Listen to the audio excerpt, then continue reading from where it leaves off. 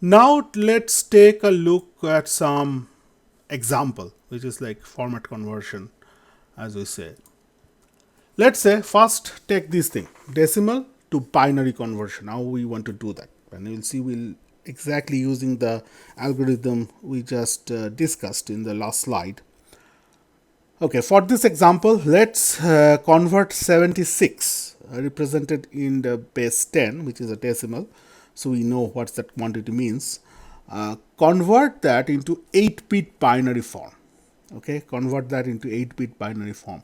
By the way, this is very important. Like, you need to know that your target number of bits for converting this, because let's say if I can give you more, or I can give you a less number of bit, it might happen that this value given is not cannot be fitted into 8 bit. Maybe it needs like 12 bit or 16 bit. Okay, so it is important, like if you hit that corner case, your answer should be error, right? It's, you cannot do that. Okay, you just to specify, okay, this value cannot be represented with 8 bit, it needs this number of bits, something like that. Now as a human, now this is very important also from the machine perspective, but as a human, if we omit that number of bit, then that means you have a liberty to use as many bit as you need to represent this number. All right, but anyway, let's see how we do. So 76, we are target to the binary, so base is 2, so we are dividing by 2, which is quotient is 38, remainder 0.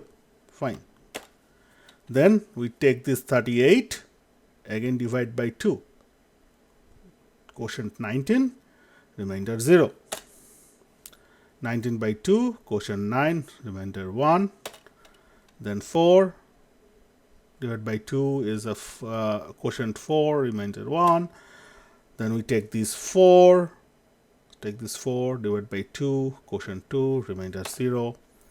Then we take this 2, divide by 2, quotient 1, remainder 0. Then we take this 1, division 2, quotient 0, remainder 1. And we stop, right? So our algorithm says as long as our number becomes 0, diminish to 0, so 76 to 0 is down to 0, we are done. Now the question become like, we have started looking at the remainder like 0, 0, etc. Now how do we write it? Like, is it, this is already like up to down in that our computing sequence, but what way is it, like 0 0 1 1 0 1 or 1 0 0 1 1 0 1? How do we write it? So point is that the last remainder in that step is called MSB, or most significant bit, because these guys mostly determine the chunk of values in that whole number, in this integer number. And the top one is called LSB because it contribute like less. It is the least value contributed to the full number 76 in this example, from this bit or from this position. That is the lowest, most significant bit and least significant bit. And we write down from most significant bit to least significant bit from left to right as English convention. All right, so we write it like this: 1 0 0 1 1 0 0. Wait a minute, I have written 0 also there, because if you count these bits, it will be 7. 1 2 3 4 5 6 7, 7 bit. But problem side convert it to 8 bit. So what I do? Just prepend a 0. 0, if you prepend a 0, that does not change value. Similar, like if you prepend a 0 here in the decimal number 076 is same as 76, right? So it's the same concept. If you prepend a 0, it does not change the value. So we see our conversion has 7 bits. So we add one more extra bit, convert it to 8, and most importantly, make a base. All right, so now I believe now we'll see another method of doing the same thing. like converting a decimal to the binary. And if you practice that method, then you'll be able to convert mentally mentally faster a given decimal value into the binary representation. Okay, you can make it faster, and that practice is needed. We will see, especially in when you go to 147, or at least or end of towards the end of the CS47, this class, that mental ability is much needed to quickly convert some very common values into corresponding binary pattern that you need to do. So I'll show you that specific way of doing this conversion without going through this division and registering the remainders and computing the quotients for the next steps. So our problem is now the same problem, 76 converted to 8-bit binary form. So what we do, we mentally kind of place the 8 bits. Okay, it's indices like from 0, 1, 2, 3, 4, etc. till 7. So 0 to 7, these are the indices of that binary digits or bits. And for each of these indices, we compute the decimal weight, corresponding decimal weight, which is 2 to the power I. Your base is 2 because it's binary. So 2 to the power I. So first place, it will be 2 to the power 0, which is like 1. And then 2 to the power 1 is 2. Then 2 to the power 2 is 4. So we keep on computing them as a positional index. 3 is 2 to the power 3 is 8. Then we compute 2 to the power 4. Then 2 to the power 5. 2 to the power 6. And 2 to the power 7. So you should be able to also, please remember this conversion. This is very handy. Okay, like 2 to the power 6 is 64, then 128, then 256, then 5 to 12, then 1024, 2048, and so on and so forth. Now what we do, we kind of mentally, first of all, like, you cannot do it mentally right away, okay, because you are kind of doing it for the first time. You need to use the paper pencil and like do exercises and stuff like that.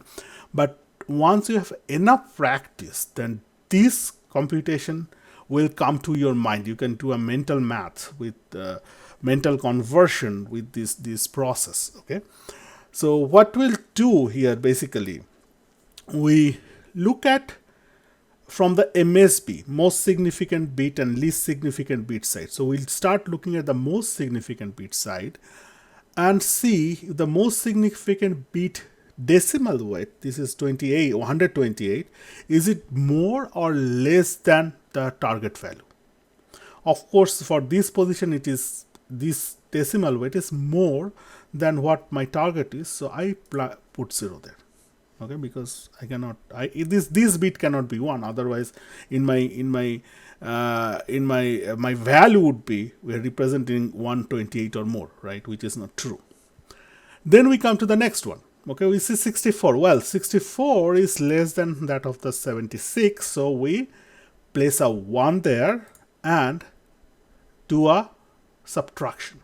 Okay, 76 minus 64 is 12. Then we'll see how about the next position. Can it cover, is it more than 12 or not? Yeah, it's more than 12, so we place 0. 16, is it more than 12? Yeah, 0. 8, is it more than 12? No. Okay, we place a 1 and subtract 8 from 12, so 4. Okay, now is it more than 4? No, it is equal, so I can put 1 there and subtraction 0. And since I arrived 0 here, I already can place blindly rest of the bits to 0. Alright, so bottom line, we start with the most significant bit position, look at its decimal weight. If it is more than the target conversion value, which is, maybe we start with a 76, then it become 12, then become 4, then become 0. So target conversion value, then we place 0. If it is less than, then we go to the next bit. If the next bit's decimal weight is is more than this, we again put 0 and skip to next one. But if it is less than or equal to that target value, we place a 1 in that position, in that index, and then subtract that decimal weight from the target value, and the subtraction result become my new target. Okay, then for the next bit, I compared with this new target. Okay, 32 is more than 12, so I put 0. 16 more than 12, put 0. 8 less than 12, I put 1. Subtract 12 from my target value 12 of the 8, become 4, and so on and so forth. So this process, if you practice well enough on paper pencil, then given a value, you can actually mentally compute its corresponding binary pattern.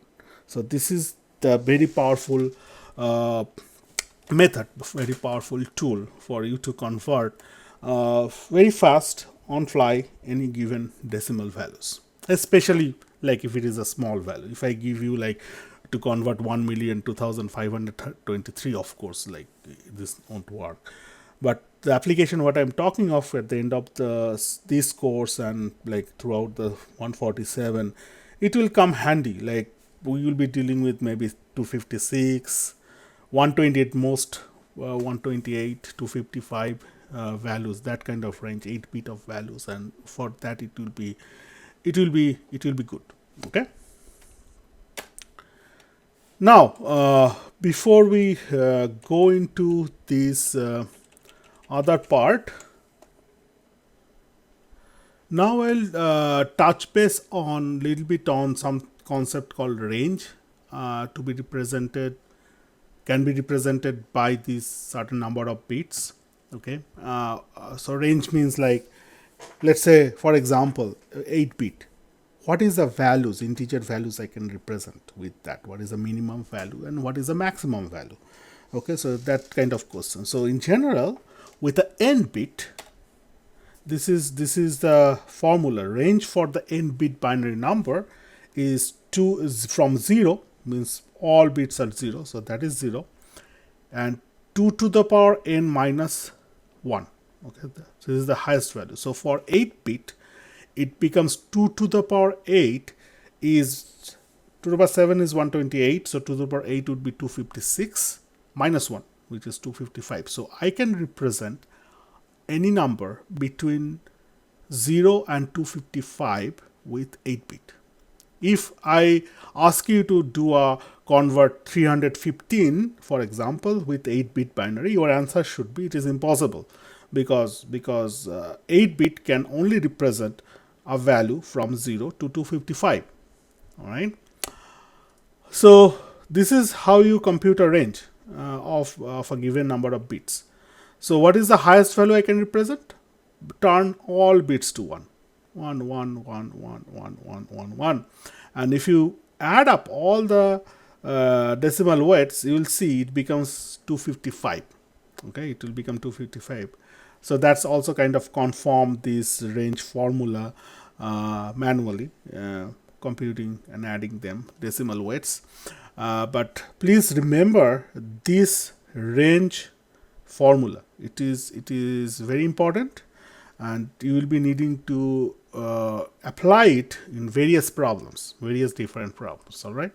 So please remember this formula. Now we'll see the reverse conversion from a given binary. How can we convert it to the decimal? So let's say this is an example. This is an 8-bit. I hope so. 1, 2, 3, 4, 5, 6, 7, 8. Yes, 8-bit converted to the decimal. So again, we start with that index. Like this is position index 0, 1, 2, 3, 4, 5, 6, 7. Compute the decimal weight at each position, and then wherever the position index is at 1, bit is 1, we add that corresponding decimal weight. So for this case, it will be 128 plus 32 plus 8 plus 1, which is 169. If you reverse convert that 169 to binary 8-bit binaries, you will end up this. You should end up this, all right, unless this conversion is wrong, which is not. So bottom line, we look at this each bit position, and we add the corresponding decimal weight of that bit position if it is 1. Now this is very much same as this formula. Remember, like we talked about this formula earlier in this lecture, with a sigma and digit at the ith position multiplied with base to the power I. So this base to the power I we are computing here, right? And these digit values, 1 is 1, 0 is 0.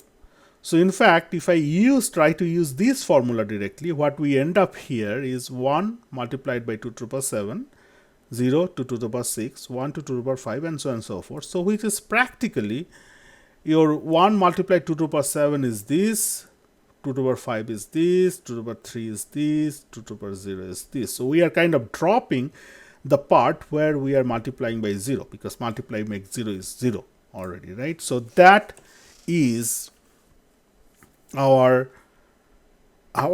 way to convert from binary into the decimal.